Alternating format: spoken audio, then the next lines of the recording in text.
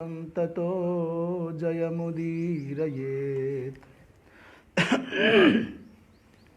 कृष्णाय वासुदेवाय हरये परमात्मने प्रणतः क्लेशनाशाय गोविन्दाय नमो नमः। शङ्करं शङ्कराचार्यं केशवं बादरायणं सूत्रभाष्यकृतौ वन्दे भगवन्तौ पुनः पुनः। ईश्वरो गुरुरात्मेति मूर्तिभेदविभागिने व्योमवद्व्याप्तदेहाय दक्षिणामूर्तये नमः। आब्रह्मलोकादाशेषादालोकालोकपर्वतात् ये वसन्ति द्विजा देवास्तेभ्यो नित्यं नमाम्यहम्। नमो गोभ्यः श्रीमतीभ्यः सौरभेयीभ्य एव च नमो ब्रह्मसुताभ्यश्च पवित्राभ्यो नमो नमः।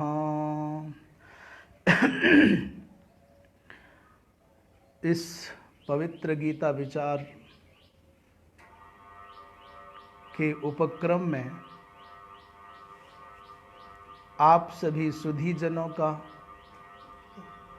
संत महानुभावों का, विद्वज्जनों का सबका अभिनंदन है। संभवतः आज 17वां दिन चल रहा है और इस प्रसंग को आगे बढ़ाते हुए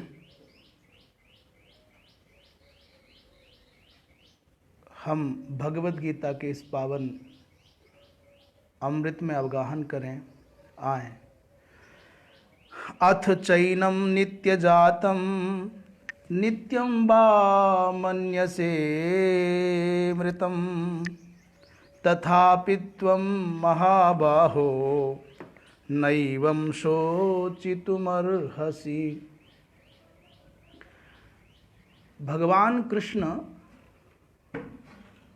पार्थ को निमित्त बना करके आपको हमको जीवन के संघर्षों में कैसे निर्विकार निर्भीक होकर सत्य का सिद्धांत का पालन करना है। क्योंकि गीता जी को केवल भगवान कृष्ण और अर्जुन के मध्य हुए संवाद के रूप में आप देखोगे और स्वयं को वहां खड़ा नहीं करोगे। अर्जुन के स्थान पर स्वयं को खड़ा करो और फिर गौर से श्रवण करो कि ये हर बात मेरे लिए नहीं है क्या। जैसे शोक की, विषाद की, मेरेपन की, ममत्व की वृत्ति का उदय और धर्म से विमुख होने की जो प्रवृत्ति अर्जुन में दिख रही है वो हम में नहीं आती क्या। पूरा का पूरा देश बट जाता है राजनीतिक पार्टियों के अनुसरण और अनुकरणकर्ताओं के रूप में, समर्थकों और विरोधियों के रूप में नहीं बट जाता क्या। आप घर में चर्चा करते हैं, किसी कार्यक्षेत्र में चर्चा करते हैं, ट्रेन में, बस में, दुकान पर, चौराहे पर कहीं चर्चा करते हैं, तो क्या आपको नहीं लगता कि आप भी किसी एक पक्ष के दोषों को बिना देखे और उसके समर्थन में खड़े हो जाते हैं। आपसे नहीं होता ऐसा क्या कि किसी को, जिसको तुमने विरोधी मान लिया है, उसकी अच्छाइयों को बिना देखे निरंतर उसके विरोध में खड़े होने की प्रवृत्ति आप में नहीं है क्या। ये फेसबुक है, ट्विटर है, या अन्य जितने भी माध्यम हैं, इन सब में नहीं दिखाई दे रहा है क्या? वो राजनीतिक पार्टी हो, सामाजिक संगठन हो, अथवा साधु समाज हो, आपको नहीं लगता कि किसी साधु के आप समर्थक हैं, किसी संत महापुरुष के आप समर्थक हैं, तो आप ने मान लिया है कि वो भगवान है, उनमें कोई दोष नहीं है, और उनकी हर बात का आप आंख बंद करके समर्थन नहीं कर जाते क्या? क्या किसी भी मनुष्य से कभी अनुचित नहीं होगा जो आपका आदर्श है? परंतु हमने गीता जी को गीता जी मात्र मान करके श्रवण किया तो व्यवहार में कभी उतार नहीं पाओगे, कभी समाधान गीता न दे पाएगी।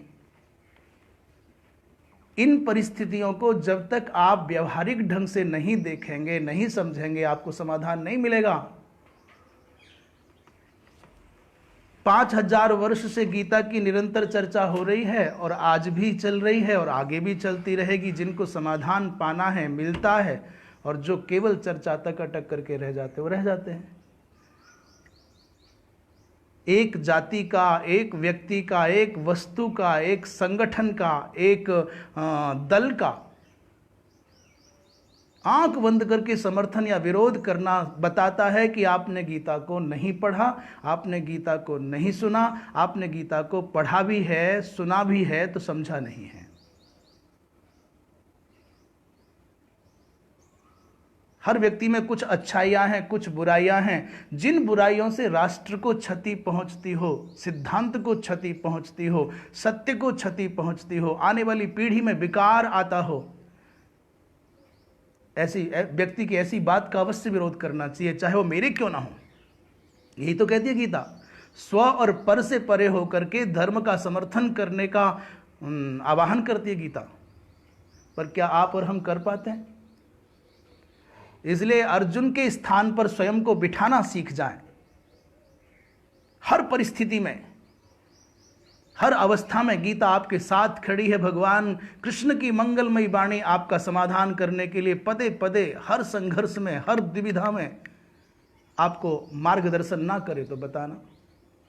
परंतु नहीं, हम तो गीता को पुण्य की दृष्टि से सुनते हैं, पढ़ते हैं, पाठ करते हैं, दर्शन करते हैं, छूते हैं, बस हमारे पाप कट जाएं, पुण्य मिल जाए।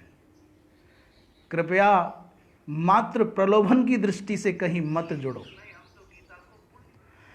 इसलिए भगवान कहते हैं कि दूसरे ढंग से आज समझा रहे थे, हो क्या गया, ये देह को और आत्मा को एक मानने की जो आदत पड़ गई ना, ये स्वभाव बन गया। शरीर से अभिन्न आत्मा को, देहाभिन्न देही को जो मानने की आदत पड़ गई, देह से अभिन्न जो मानने की आदत पड़ गई, बहुत बुरी हो गई। और ये आदत ऐसी ही है जैसे कोई लोहार, जो लोहा पीटते हैं गर्म करके उसको आकार देते हैं, जैसे कोई लोहार लोहे के किसी पिंड को, मानो कोई गोल गोल लोहे का पिंड है, उसको अग्नि में रख दे और वहाँ से निकाल करके फिर घन के द्वारा, लोहे, ठंडे लोहे के द्वारा उसको पीटता है। ठंडे लोहे पर रख करके ठंडे ही लोहे से पीटता है। पर किसको पीटता है? बोल, अग्नि सात हुए, अग्नि के द्वारा उष्ण हुए, रक्त हुए काले लोहे को। माने जो काला लोहा था वो लाल हो गया अग्नि के संसर्ग से। यद्यपि लोहा कभी लाल होता है क्या? भला कभी लोहा जलाता है क्या? पर वो काला और ठंडा लोहा अग्नि के संसर्ग से लाल और दाहक हो गया, जलाने वाला हो गया। तो गजब की बात, बड़ा प्यारा संकेत आ गया। ठंडे लोहे पर रखता है, ठंडे ही लोहे से पीटता है। और पीट कौन रहा है? जो गर्म हो गया है वो लोहा पीट रहा है।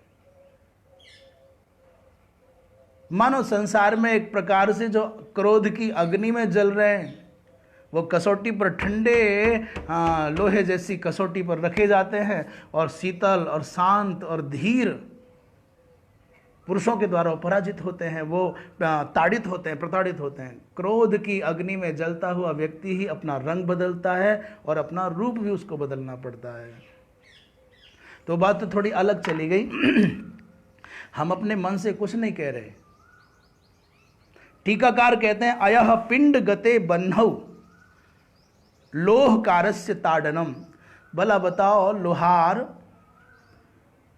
अपने बहुत भारी उस घन के द्वारा, हथौड़ा के द्वारा अग्नि को पीटेगा? कभी किसी ने देखा अग्नि को ऐसे पीटते हुए? परंतु अयह पिंड गते बन्नो, वो लोहे के पिंड में जो अग्नि प्रविष्ट हुई है और लोहार उस पर जो चोट मार रहा है, तो किसी अबोध ने, अज्ञानी ने देख के कहा, अरे राम राम, ये तो आग को पीट रहा है। पर ऐसा है नहीं। ठीक दूसरी बात, आरोप्यते तथा लोहे दाहकत्वादि बन्हिजम। ऐसे ही उस गर्म अग्नि से संपर्कित संपृष्ट लोहे में जो दाहकता आई है, उस लोहे को आपने छुआ तो आप जल गए। तो आपने चिल्लाना शुरू कर दिया कि अरे रे रे, लोहे में दाहकता है, लोहे ने मुझको जला दिया, मैं लोहे से जल गया। जैसे बोलते हैं ना, भोजन बनाते हुए, रोटी बनाते हुए, विशेषकर जिनको भोजन बनाने के क्षेत्र का अनुभव है, वो माताएं तो है ही हैं, पर बहुत महात्माओं को, भाइयों को जो भोजन स्वयं बना के खाते हैं, स्वयं पाकी होते हैं, अनुभव होता है। क्यों कहते हैं साहब मैं किससे जल गया? बोले चिमटा से जल गया। मैं किससे जल गया? बोले मैं तवे से जल गया। और पूड़ी वूड़ी बनाते हैं, पूड़ी डालते हैं, तो किससे जल गया? अरे बोले पूड़ी से, घी से जल गया। तो घी और तेल से जला जाता है क्या? इस धरती पर कोई घी और तेल से नहीं जल सकता। दुनिया का कोई तवा चिमटा आपको नहीं जला सकता। कब तक? जब तक कि वो अग्नि के संपर्क में नहीं आएगा।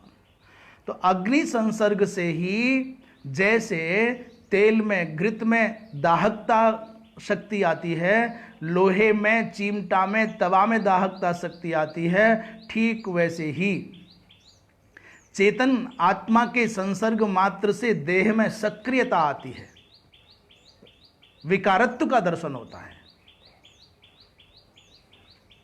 इसलिए जैसे आरोप्यते तथा लोहे दाहकत्वादि बन्हिजम, बन्हिज, बन्ही से उत्पन्न होने वाला, बन्हेर जातत्वाद बन्हिज, अग्नि से उत्पन्न होने वाली जो दाहकता है, उसका आरोप हम लोहे में कर लेते हैं। जैसे पीटता है लोहे को, पर हम कहने लगते हैं वो तो आग को पीट रहा था। ऐसा तादात्म्य हो गया, ऐसी अभिन्नता का अनुभव होने लगा, जैसे लोहे के अग्नि के संपर्क में आने से लोहे की कालिमा चली गई और लोहे की शीतलता चली गई। वो लोहे का अपना स्वकीय धर्म नहीं है, वो स्वभावज धर्म नहीं है, वो सांसिद्धिक धर्म नहीं है, वो आरोपित है। अग्नि का प्रभाव हटते ही लोहा फिर काला हो जाएगा, फिर ठंडा हो जाएगा। तो कहते, ये कह रहे आत्मनः अनित्यत्वम अभ्युपगम्य इदम उच्यते। आत्मा को यदि तुम ऐसा कहते हो, औपचारिक रूप से मान लो, अभ्युपगम कहते हैं औपचारिक रूप से, एक प्रकार से चलो तुम कहते हो बार बार कि ये मेरे द्वारा मारे जाएंगे, मैं इनके द्वारा मारा जाऊंगा, ऐसा बोल भी लो और इनको मारने पर मुझे पाप लगेगा, तो मान लो एक प्रकार से। तो कह रहे हैं आत्मा को तुम अनित्य भी मान लो तो भी, अत च एनम नित्य जातम नित्यम बा मृतम मन्य से, इसको तो नित्य जन्म वाला और नित्य मृत्यु वाला मानता है। अरे ओ महाबाहु, तुम्हारे बाहु बहुत विशाल विशाल हैं, तो तथापि यदि नित्य जन्म होने वाला और नित्य मरने वाला मानते हो तो भी शोक करने की कोई आवश्यकता नहीं है। अब भगवान भाष्यकार क्या कह रहे हैं इसको देख लेते हैं। अथ च इति अभ्युपगमार्थम, अथ और च, ये जो दो अव्यय पदों का प्रयोग किया गया है, वो अभ्युपगम माने एक प्रकार से चलो मान लो, तुम्हारे मन की बात भी स्वीकार कर लेते हैं इस रूप में। एनम माने प्रकृतम आत्मानम, इस आत्मा को तुम नित्य जात लोक प्रसिद्धि के कारण प्रति अनेक शरीरोत्पत्तिम जातो जात इति मन्य से, संसार में ऐसी प्रसिद्धि होती है, अनेक शरीरों के रूप में प्रत्येक शरीर में आत्मा रहता ही है, और तथा प्रति तद विनाशम, और प्रत्येक शरीर के नष्ट होने पर उसको तुम विनष्ट मानते हो, मृतक मानते हो, तो भी तथापि माने फिर भी तथा भाविनी अपि आत्मनि, इस प्रकार के रूप में आत्मा को स्वीकार कर लेने पर भी, तुम्हारे अनुसार नित्य जन्मतार नित्य मरता हुआ मान लेने पर भी, हे महाबाहो, तुम शोक नहीं कर सकते। सोची तुम न अर्हसी, क्योंकि जन्म बतो नाशो और नाश बतो जन्म।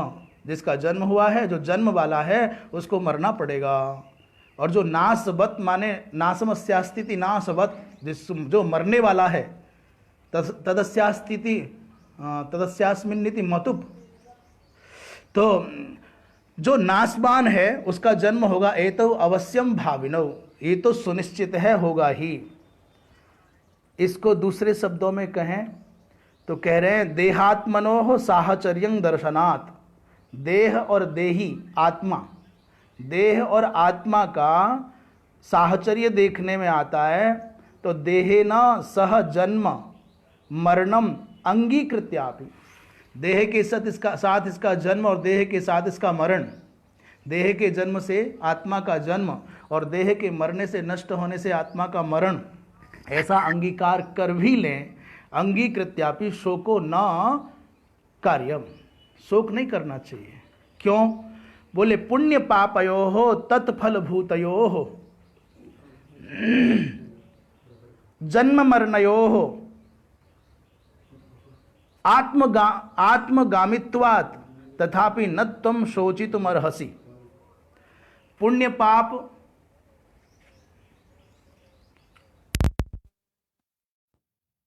पुण्य और पाप, और उन पुण्य का और पाप का जो फल है, जन्म और मरणात्मक, सुख दुखात्मक, ये आत्मगामित्वात्, ये आत्मगामी हो गया।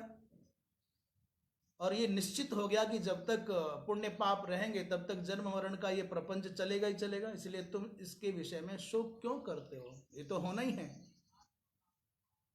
इसके आगे कहते हैं तथाच सती, और ऐसा मान भी लिया आपने तो जातस्य हि ध्रुवो मृत्युर ध्रुवम जन्म मृतस्य च तस्माद परिहार्येर्थे न त्वं शोचितुमर्हसि। अभी दूसरी बार कह रहे हैं न त्वं शोचितुमर्हसि, नैव शोचितुमर्हसि। पहले नैव शोचितुमर्हसि कहा और अब फिर कह रहे हैं न त्वं शोचितुमर्हसि। वो कह रहे हैं जातस्य ही ध्रुवो मृत्यु, जिसका जन्म हुआ है उसकी मृत्यु ध्रुव है, सुनिश्चित है। और जस्य जन्म तस्य मृतस्य ध्रुवम जन्म, और जो मरा है, मृत्यु को प्राप्त हुआ है, उसका जन्म होना सुनिश्चित है।